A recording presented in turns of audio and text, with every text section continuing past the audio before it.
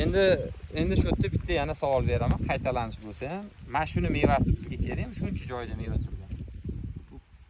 Hech nima yo'qotmayapsiz. Kelajakda biz kelajakka shox tayyorlaymiz. Yo'q, ichkari qismini. Ha, yo'q, Ichkariga ketganda meva olaman deb qoldirish biz kerak. Yo'q, kerak. Chunki buni tegidan yo'qotasiz.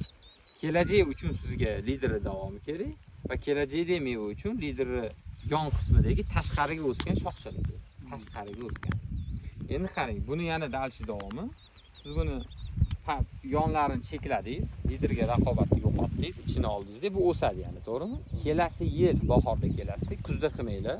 Bahorga tirabroq, yaqinroq qilinglar, chunki vanilli mevalarni sovuqda, namgarchilikda kesmagan ma'qul. O'sha yelim chiqishi asosan o'shandan chiqadi. Bahorga tanasiga shu yaqin qilsanglar, tanasida suv yurishni boshlashga yaqinroq yelim chiqib tezroq bitib oladi. Endi o'sha vaqt nima ish qilasiz?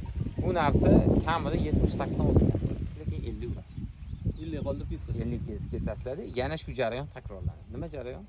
Pastda yana buni kesganingizdagi 3 ta 4 o'sadi, pastda kaltalab ketadi-ku. Xuddi shunaqa raqobatni kaltalatasiz, tikka ketgan.